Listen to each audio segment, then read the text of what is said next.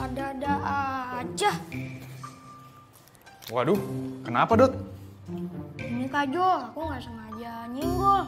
Airnya tumpah deh. Aduh, ya udah, sini Kak Jo bantuin. Kamu lain kali hati-hati ya. Iya Kak, aku nggak sengaja. Ya, sebentar ya.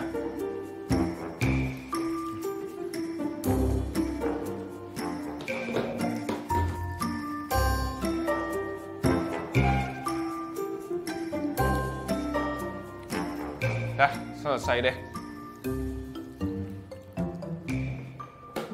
Dah, kamu lanjutin lagi makannya.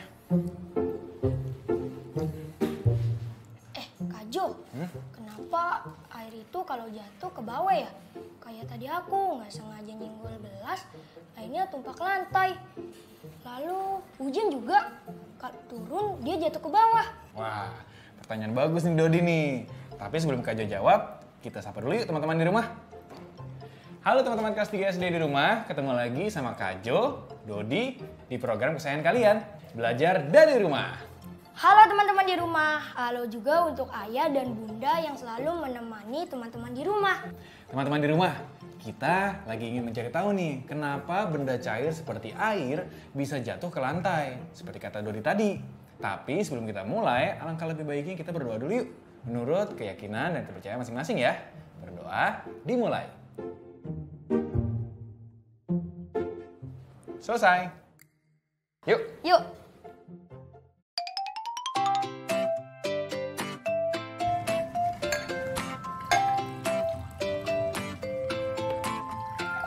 Dodi, menurut Dodi, apakah sirup ini benda cair bukan? Benda cair lah Kak. Lihat aja tuh, bentuknya sama dengan wadahnya. Iya, betul Dodi. Sirup itu merupakan benda cair, yang mana sirup itu berbentuk seperti wadah yang ditempatinya. Lalu benda cair juga bisa mengalir dari tempat yang tinggi ke tempat yang rendah. Iya Dodi, sama seperti air yang Dodi tumbahkan tadi. Air itu jatuh dari meja ke lantai. Iya Kak, kira-kira kenapa ya? Jawabannya ada di sebuah bacaan nih. Kalian berdua, pada mau denger nggak? Mau dong Kak, kira-kira judulnya apa? Oke, judulnya adalah benda cair di sekitar kita. Nah, nanti supaya dapat memahaminya, nanti kita bacanya bergantian ya.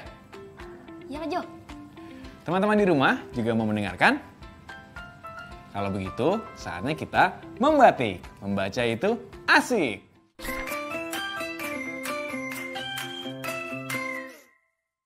Sebelum itu, ada baiknya teman-teman mencatat dulu ya pertanyaan berikut. Nanti kita akan jawab bersama-sama ketika sudah selesai membacanya.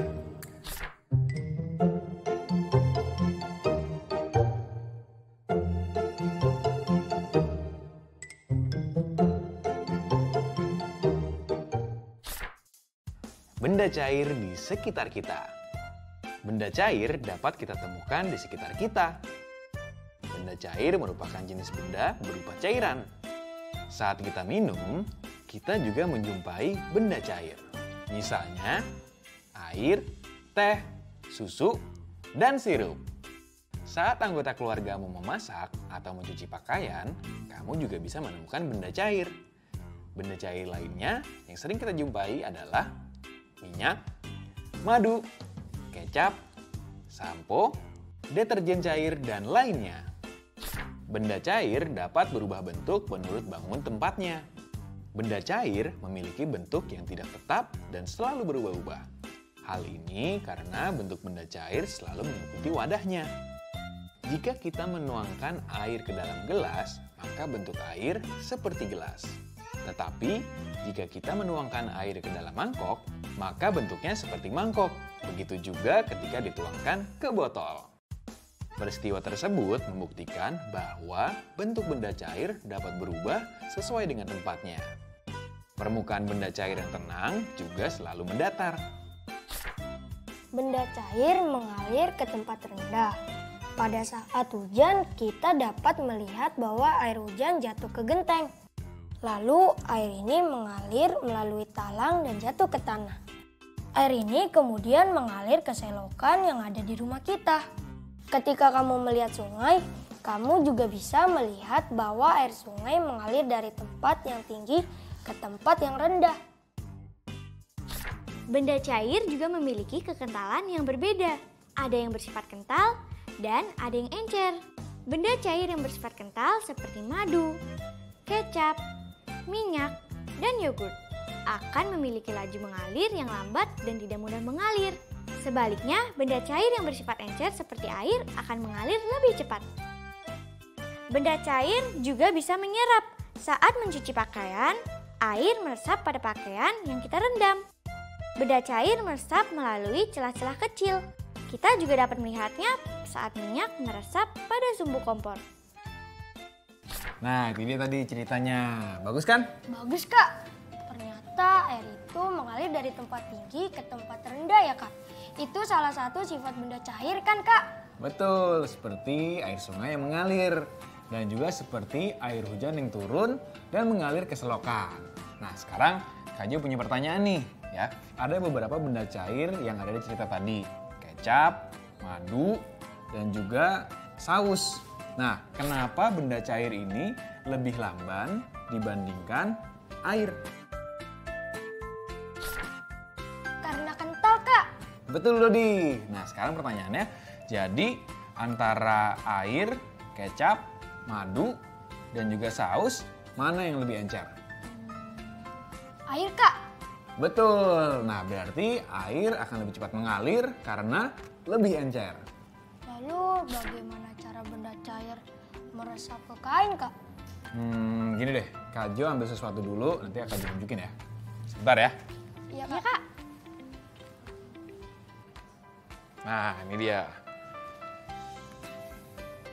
Nah, sekarang Kak Jo udah bawa kain dan juga wadah berisi air. Nah, coba sekarang kalian cek apakah kainnya ini mempunyai pori-pori atau tidak. Oh, ada, Kak. Kecil banget. Oke, sekarang coba Dodi atau Sinta gitu ya, masukkan kain ini ke dalam airnya. Pelan-pelan ya, dan juga diperhatikan. Iya, Kak. Ini buat Dodi, ini buat Sinta.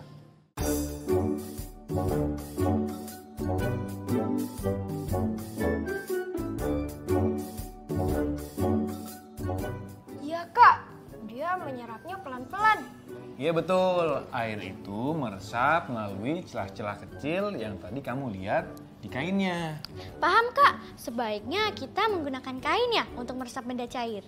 Iya betul Sinta, hal ini bisa kita lihat seperti di sumbu kompor minyak. Teman-teman di rumah juga sudah paham ya tentang benda cair yang ada di rumah kita. Bagaimana dengan jawaban teman-teman? Apakah sama seperti Dodi dan Sinta? Kak Jo percaya, pasti kalian paham dan bisa menjawab pertanyaan yang tadi diberikan. Oh ya, tadi Kak Jo sempat mendengar jawaban Sinta, sebaiknya menggunakan kain untuk meresapkan benda cair. Nah, apakah kalian tahu itu kalimat apa?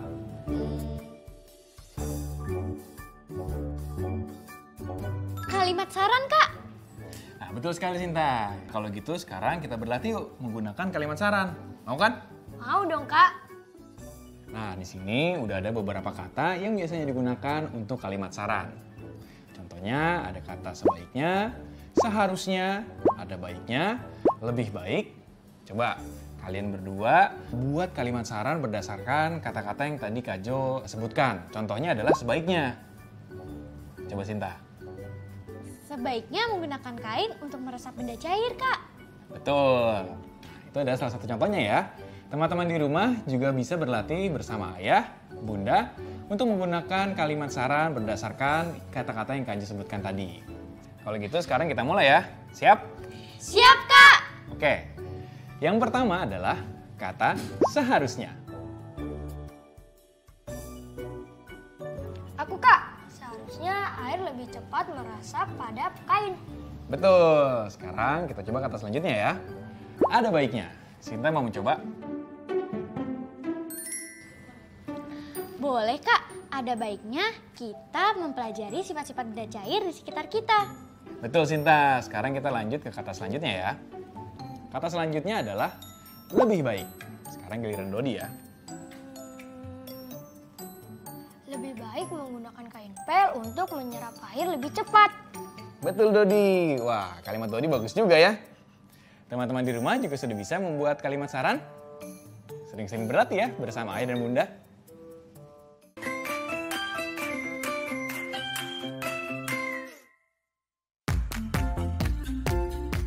Kak Jo dan teman-teman, berapa ya kira-kira dari hasil bilangan ini? 4.189 ditambah 2.433. Oke deh kalau gitu. Sekarang coba Kak Jo hitung dulu ya. Teman-teman di rumah, coba teman-teman perkirakan bilangan tersebut. Apakah perkiraan teman-teman mendekati lebih dari hasil atau mendekati kurang dari hasil? Jangan lupa diskusikan dengan ayah dan bunda ya.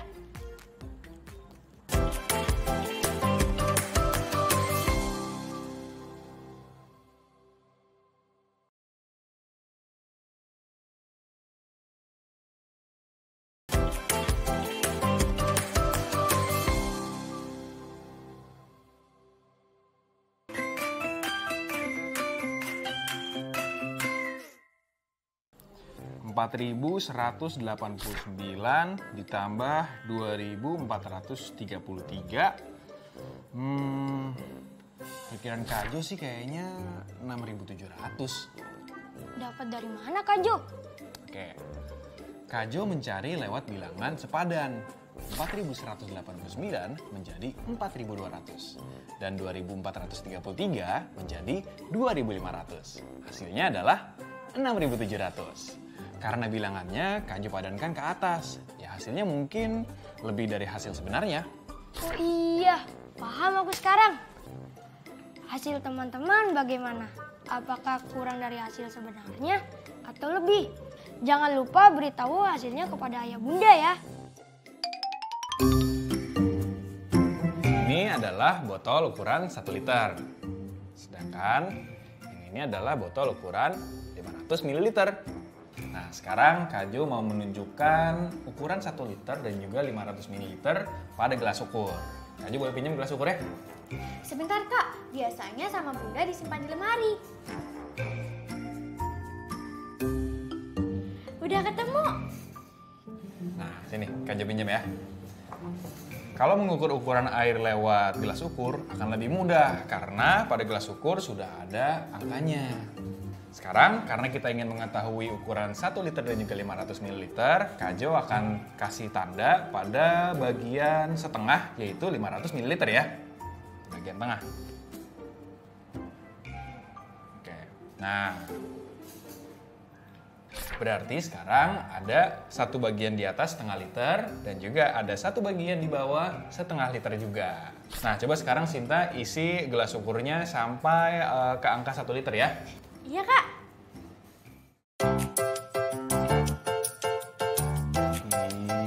Iya. Oke, sekarang ini menunjukkan pada angka berapa? 1 liter Kak. Betul Dodi, berarti kalau 1 liter menunjukkan berapa bagian? 2 bagian Kak. Betul, berarti kalau 1 liter terdiri dari 2 bagian ya. Coba sekarang kita kurangin setengah liter.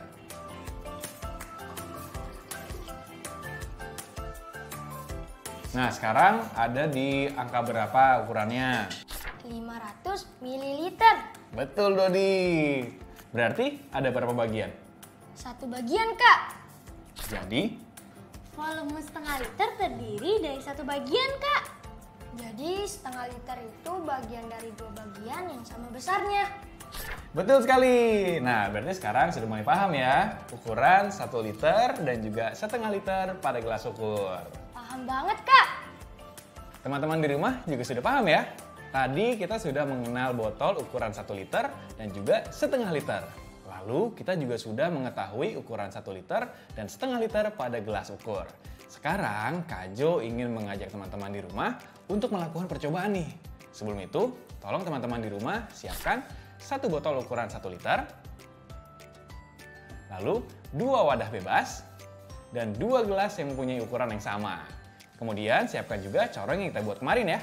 Jangan lupa juga siapkan alat tulis dan buku juga. Yuk Dodi, Sinta, sekarang kita siapkan alat-alatnya dan kita lakukan percobaan di gazebo. Siap, Kak!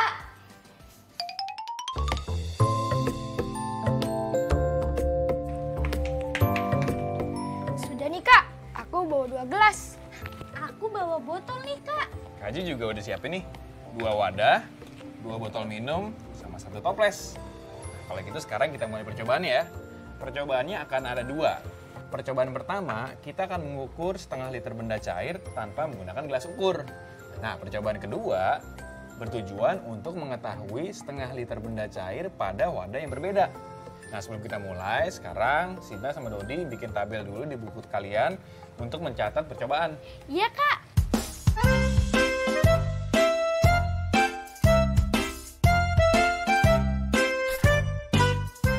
Sudah Kak, bikin tabelnya. Oke, kalau gitu kita mulai percobaan pertama. Kita akan mengisi botol 1 liter ini dengan penuh. Nah, kita akan menuangnya dengan corong yang sudah kita buat ya.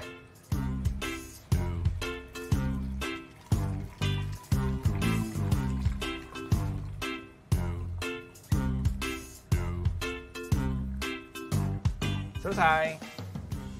Selanjutnya, kita siapkan 2 wadah yang berukuran sama ya. Sekarang kita pakai 2 ini. Ini berukuran 500 ml. Kita akan tuang dengan ukuran yang sama. Sekarang siapa yang pengen coba tuang nih? Sinta, Kak, boleh? Boleh, tapi jangan lupa ya, semuanya harus sama rata. Iya, Kak.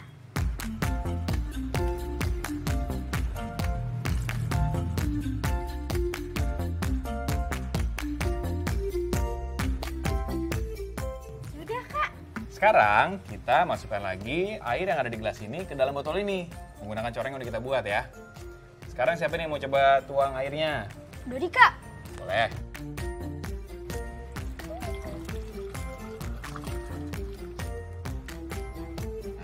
Sekarang kita beri tanda deh di tepat bagian airnya.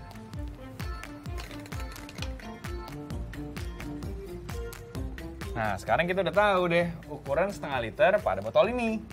Ternyata begitu ya Kak Jo, cara mengetahui ukuran setengah dari botol volume 1 liter. Iya betul Dodi, sekarang kita bisa mengetahui ukuran tanpa menggunakan gelas ukur. Keren. Nah, teman-teman di rumah gimana? Apakah sudah mengetahui ukuran setengah pada botol? Bagus sekali. Botol ini jangan dibuang ya teman-teman, karena kita akan gunakan pada pembelajaran selanjutnya. Kak Jo, percobaan keduanya gimana? Oke, kalau percobaan kedua, kita siapkan dulu nih 1 botolnya, lalu 1 toples.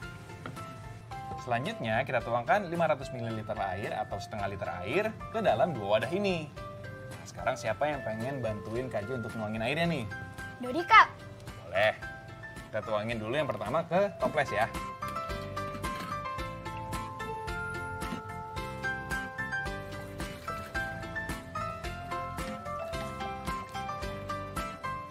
Sudah Kak. Oke, toples sudah terisi air. Selanjutnya, kita akan tuangkan ke dalam botol. Sinta coba ya. Iya, Kak. Kita tuangkan dulu ke gelas ukur kita nih yang baru. Sampai ukuran kita ya, di sini. Ya. Selanjutnya, kita tuangkan ke dalam botol kita. Ada yang Kak Jo siapin.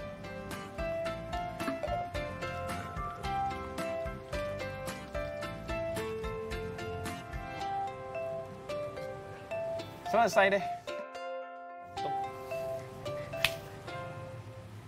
Nah, sekarang kita bisa amati nih. Ini adalah ukuran 500 ml pada toples, yang ini 500 ml pada botol. Ternyata beda-beda ya Kak. Iya, betul Dodi. Walaupun kita sudah isi dengan 500 ml atau setengah liter pada 2 wadah ini, tinggi pada tiap wadah berbeda-beda. Nah, sekarang coba kamu catat ya ke dalam tabel yang udah kamu buat tadi. Teman-teman, apakah sudah membuat percobaan keduanya? Kalau sudah, kemudian ditulis dalam tabel ya. Jangan lupa untuk membuat kesimpulan seperti ini. Hasilnya jangan lupa diberikan kepada ayah dan bunda untuk diperiksa ya. Selesai juga ya Kak percobaannya? Kalian sekarang udah paham kan? Paham, Kak? Nah kalau gitu sekarang Kak Jo punya soal nih untuk kalian jawab. Berani nggak? Berani dong. Oke. Teman-teman di rumah juga udah siap kan untuk menjawab soal yang akan Kak Jo berikan seperti Dodi dan Sinta? Kalau gitu sekarang kita mulai yuk. Ayo berlatih. Nah sekarang di layar udah ada pertanyaan pertama nih. Siap jawab? Siap dong Kak. Oke. Pertanyaan pertama adalah, gelas ukur ini menampung banyak 1 liter air. Apakah banyak air di dalam gelas ini setengah liter? Sudah jawabannya? Sekarang siapa yang mau jawab nih? Aku, Kak. Jawabannya tidak, karena banyak air dalam gelas lebih dari setengah liter. Betul, Dodi. Teman-teman di rumah, apakah betul juga jawabannya? Betul. Hebat. Sekarang kita lanjut lagi ke pertanyaan kedua. Apakah kotak susu ini menampung susu setengah liter? Dijelaskan ya.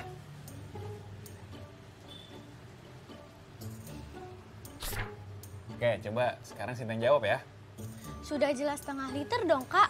Karena susu yang terisi 1 liter dari kotak susu itu hanya setengahnya. Betul. Karena hanya terisi 1 bagian dari 2 bagian yang sama besarnya. Teman-teman di rumah gimana? Apakah juga betul jawabannya? Betul. Hebat. Kak Jo yakin kalau kalian menyimak pasti bisa menjawab pertanyaan tadi ya. Nah, sudah banyak ya pembelajaran kita hari ini ya. Dan pastinya menyenangkan juga pembelajaran hari ini. Kita sekarang jadi makin banyak tahu. Sekarang Kak Jo mau tanya nih, apa aja pembelajaran kita hari ini? Ini, Kak, kita belajar tentang benda cair. Aku jadi tahu bahwa sifat benda cair berubah sesuai tempatnya. Lalu benda cair mengalir dari tempat yang tinggi dan ke tempat yang rendah. Dan sifat benda cair ada yang kental dan encer. Betul, Dodi. Kita juga belajar membuat kalimat saran Kak Jo. Lalu, ada lagi nggak? Mengetahui botol ukuran 1 liter dan setengah liter, Kak. Terus mengetahui ukuran dengan gelas ukur juga. Dari percobaan yang kita lakukan tadi juga aku jadi paham bahwa ukuran setengah liter pada setiap wadah itu berbeda meskipun mempunyai ukuran yang sama-sama 1 liter. Wah, hebat ya. Dodi sama Sinta nih. Hari ini banyak banget pembelajaran yang kalian dapatkan ya.